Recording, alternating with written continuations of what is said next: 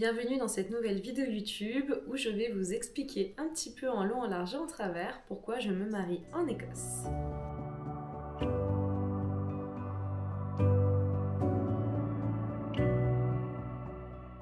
Pour les personnes qui ne me connaissent pas, nous avons décidé avec mon fiancé d'unir notre amour, de sceller notre union à travers un mariage en Écosse à l'automne 2026. Donc, petite histoire de déjà pourquoi, de mon côté, je suis amoureuse de l'Écosse aujourd'hui.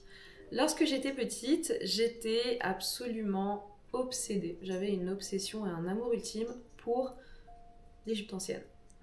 Voilà. Très logique tout ça.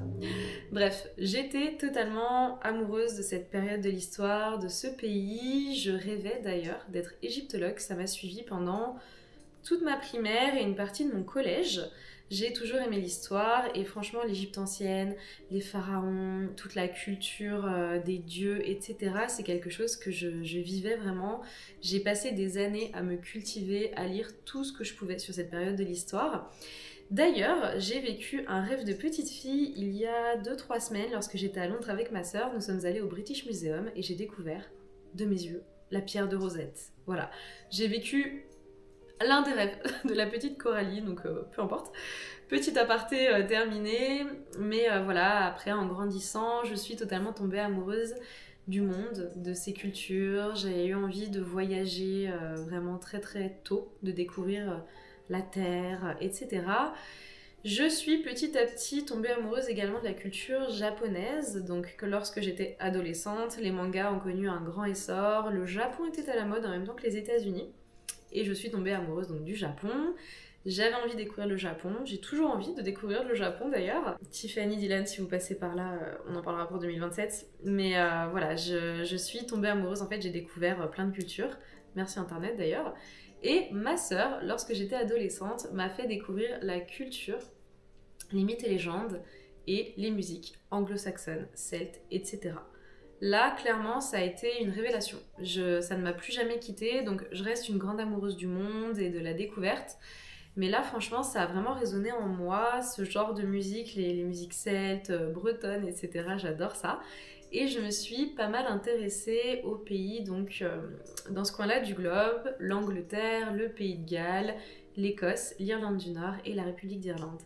J'ai pour l'instant eu la chance de mettre les pieds en Angleterre, en République d'Irlande, en Écosse. Donc il me reste à cocher le Pays de Galles et l'Irlande du Nord, j'ai vraiment hâte. Et en 2019, avec mon compagnon, donc juste avant de partir 2 ans au Canada, c'est une autre histoire que je raconterai peut-être un jour, nous sommes allés en Écosse en octobre.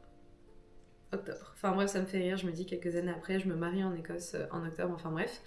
Et là, ça a clairement été une révélation. J'aime beaucoup ce mot, mais je crois que c'est un mot très très fort dans ma vie.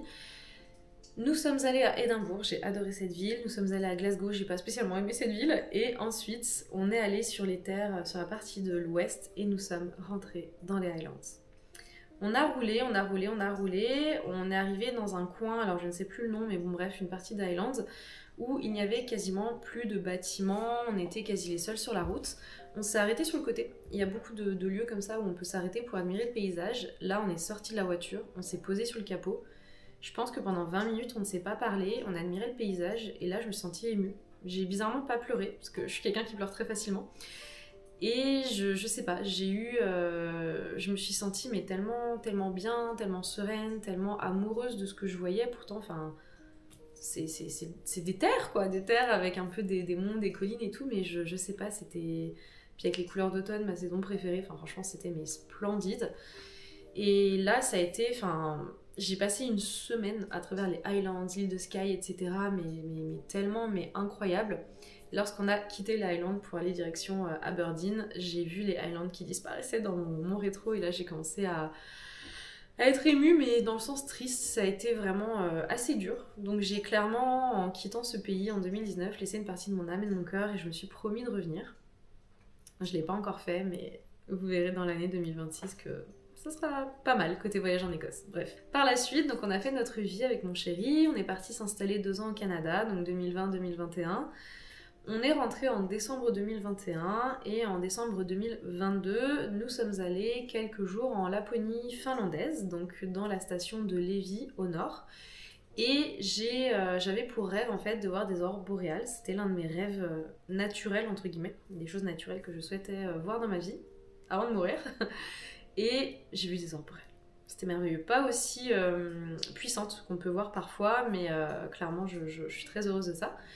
Et j'avais toujours dit à mon chéri, si un jour tu souhaites me demander ma main, tu le fais sous les aurores boréales, je t'en supplie.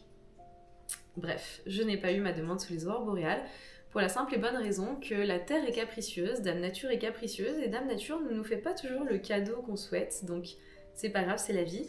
J'ai eu ma demande en mariage, donc sous un ciel étoilé de Laponie finlandaise, sur le sol d'un lac gelé, et c'était merveilleux. On a eu des aurores le lendemain, mais c'est pas grave. Mon compagnon avait la bague sur lui depuis plusieurs jours. En fait, tous les soirs, on n'avait pas d'aurore boréale parce qu'il y avait toujours trop de nuages. Et ce soir-là, le ciel était totalement dégagé, mais en fait, les conditions n'étaient pas réunies pour avoir des aurores boréales. Donc, tant pis. C'était quand même merveilleux. Surtout qu'il y a une phrase qui se dit beaucoup dans ces pays-là. Tu peux voir les étoiles, tu peux voir les aurores boréales. On voyait les étoiles mais merveilleusement bien, mais pas d'aurore. Donc tant pis, il était 1h du matin, on a attendu jusque-là. Et en fait, si vous voulez, le lac est quand même assez grand, il est entouré de sapins, de pins, etc. Donc on est à l'abri de la pollution lumineuse de la station de Lévis qui est juste à côté.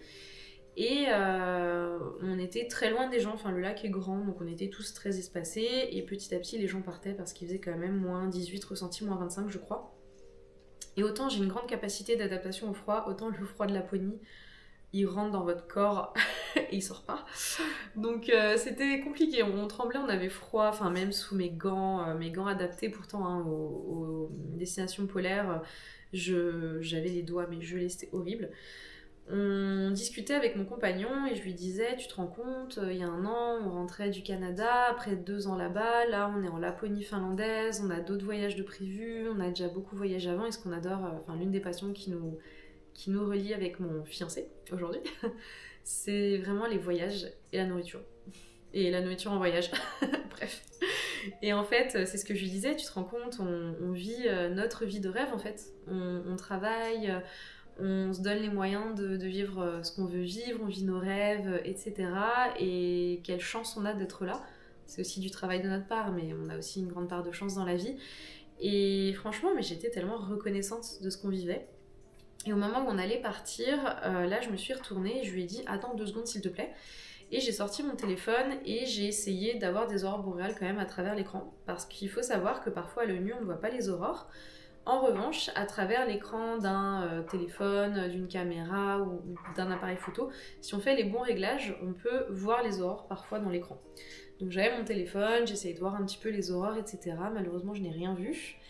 Et au moment où j'ai dit bon bah tant pis, que j'ai descendu mon téléphone, que je l'ai rangé dans ma poche, j'ai entendu mon compagnon derrière qui m'a dit Coralie, je me suis retournée, il était à genoux avec la bague et il m'a dit souhaites-tu continuer de rêver avec moi en devenant ma femme et d'autres choses qui nous regardent, que je garde pour nous. Et là j'ai désolée s'il y a du bruit dans un moment très émouvant, mes chats jouent ensemble, bref, les enfants. Et en fait, là, j'ai clairement fondu en larmes d'émotion. J'ai réussi à dire oui, tant bien que mal. J'ai enlevé mon gant, et à travers ma main gelée qui tremblait, il a pu me mettre ma bague. Et ensuite, on s'est embrassés, on est rentré au chaud. Et en fait, ma bague, alors je ne sais pas si j'arriverai à bien la montrer, parce que ma caméra ne fait pas vraiment le focus, mais c'était la bague de mes rêves, en fait, pour ma bague de fiançailles. Je l'adore, ça fait donc maintenant 3 ans que je l'ai au doigt, et je la regarde tous les jours, et je l'adore. Bisous mon chéri, merci.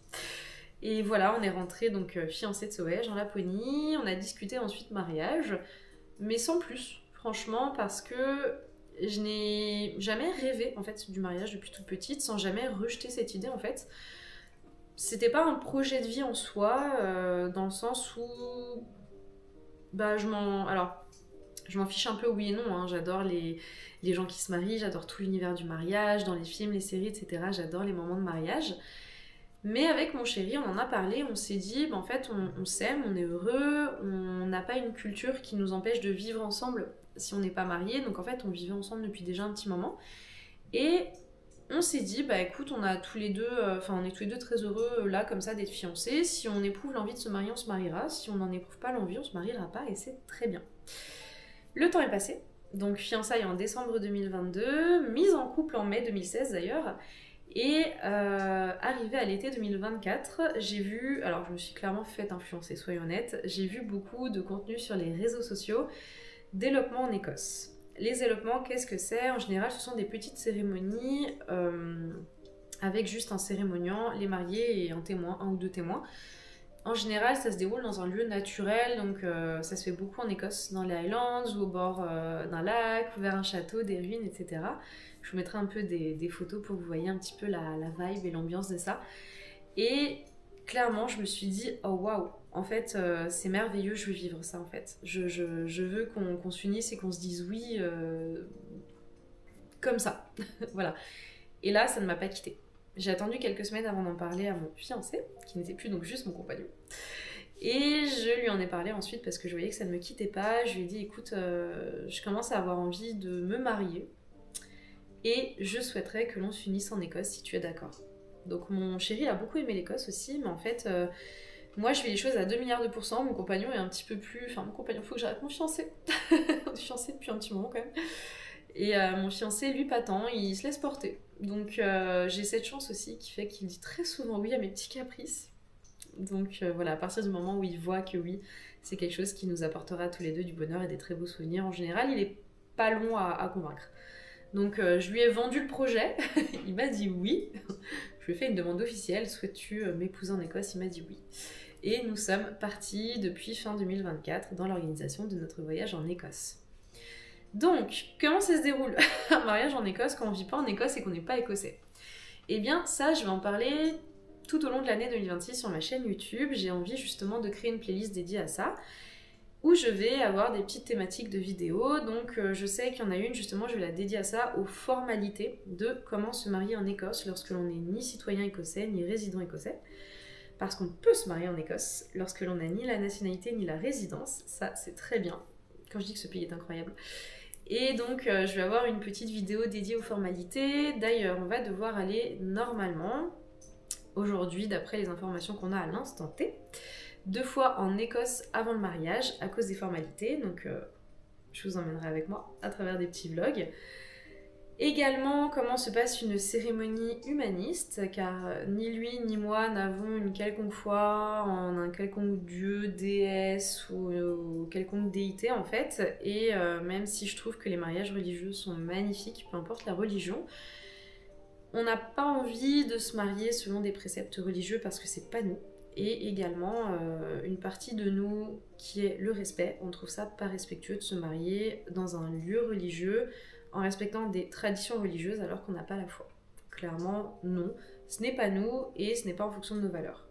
Donc, on a décidé de faire une cérémonie humaniste. On rencontre d'ailleurs notre humaniste le 30 décembre pour discuter avec lui de qui nous sommes, de qu'est-ce qu'on veut, de quel type de mariage on veut, pour commencer à organiser une cérémonie qui nous ressemble. Donc ça, je ferai une vidéo aussi dédiée à cela. Donc, qu'est-ce qu'un mariage humaniste?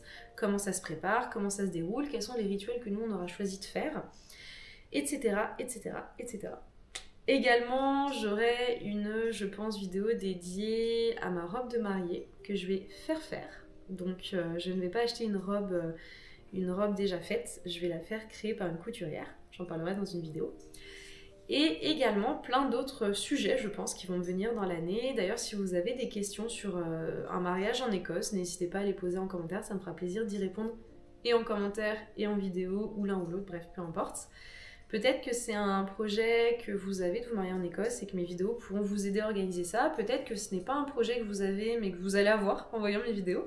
Ou peut-être que ce n'est pas du tout un projet qui sera prévu dans votre vie mais que votre curiosité vous amènera à suivre un petit peu tout ça. Dans tous les cas, ça me fait vraiment plaisir de partager ça avec vous, de faire découvrir un petit peu tout ça et d'avoir un peu avec ma chaîne YouTube un journal de bord de l'organisation du mariage en Écosse. Dans tous les cas, on a vraiment hâte aussi de vivre ça avec nos proches, d'être entouré de très peu de personnes parce qu'on sera, je crois, avec 5 enfants, 23 ou 24. C'est un petit mariage qu'on va faire en Écosse. Et j'ai vraiment hâte en fait qu'on soit en petit comité là-bas et qu'on ait du temps à donner aussi à toutes les personnes qu'on aime qui seront là. Non pas que les personnes qui ne seront pas là, on les aime pas, attention, mais juste on pouvait pas faire venir 60 personnes en Écosse, c'est compliqué. Donc on a vraiment hâte de vivre ça avec eux. Également, j'ai envie de partager un petit peu tout sur les prestataires. Donc le lieu, les prestataires, ça j'en ferai une vidéo YouTube dédiée une fois que le mariage sera passé. Partager la date et pas mal de choses, c'est avec plaisir. Par contre, partager le lieu où on sera avec nos proches à telle date, c'est pas possible. Enfin bon, je peux le redire là parce que j'ai déjà dit sur les réseaux, on va se marier le 26-10-26, c'est un lundi. Mais il est absolument hors de question que je dise où on sera à ce moment-là. Sur internet, il y a plein de gens bienveillants, plein de gens malveillants par contre également, donc je ne suis personne, mais voilà, je ne suis pas suivie par des millions de personnes, mais il suffit qu'une personne malveillante tombe sur ma vidéo et décide de faire une fixette et de tout gâcher, et clairement non, c'est hors de question. Donc le lieu, tout ça, je les donnerai une fois que ce sera terminé, il n'y a pas de souci. Je réfléchis s'il y a d'autres points que je voulais partager dans cette vidéo qui est déjà très longue, sachant que je ne scripte pas mes vidéos, vous voyez que c'est mon flot de parole naturel. Vous voyez un petit peu quel flot de parole je peux avoir dans la vie. Comme j'ai dit dans ma vidéo d'introduction à ma chaîne YouTube, je suis une personne très pipelette. Voilà, je n'ai pas menti. Voilà, globalement, je ferai une petite vidéo, je pense, dédiée à qu'est-ce qui nous manque, qu'est-ce qu'on a bloqué pour le mariage, qu'est-ce qu'on souhaiterait, qu'on n'a pas encore regardé, enfin voilà, une vidéo dédiée à l'organisation même de où on en est, qu'est-ce qui nous manque, etc. Et je crois que c'est déjà pas mal. C'est déjà pas mal, voilà. Oui, je peux vous montrer mes chaussures. J'ai reçu cette semaine les chaussures que je souhaite porter, donc j'ai fait des plans également dédiés à ces chaussures que je mettrai dans une autre vidéo YouTube je pense, mais voilà, ce sont des Ralph Lauren en tartan. Je voulais absolument une petite touche de tartan dans ma tenue. Je ne suis pas écossaise, mais pour nous ça nous tient à cœur de faire un mariage entre l'élégance à la française et les traditions d'Écosse. Je verrai, je suis par le sang franco-portugaise, je verrai si je peux trouver comment mêler le Portugal un petit peu à tout ça aussi. Bref, on verra. On n'a pas encore réfléchi à tout ça, mais voilà. Je voulais les partager. Je les adore. Je les adore. Je les trouve belles, élégantes. Je sais pas, le tartan est très beau. Enfin voilà, je les adore. Je suis tombée amoureuse de ces chaussures. Bref, autre aparté terminé. Donc je vais clôturer la vidéo jusqu'ici. Merci d'être arrivé ici si vous avez tout écouté, parce que je parle beaucoup. Et n'hésitez pas à vous abonner si ce n'est pas fait et que donc suivre un petit peu tout ça, ça vous intéresse. Et comme je vous l'ai dit, n'hésitez pas à poser des questions si vous en avez, ça me fera vraiment plaisir d'y répondre.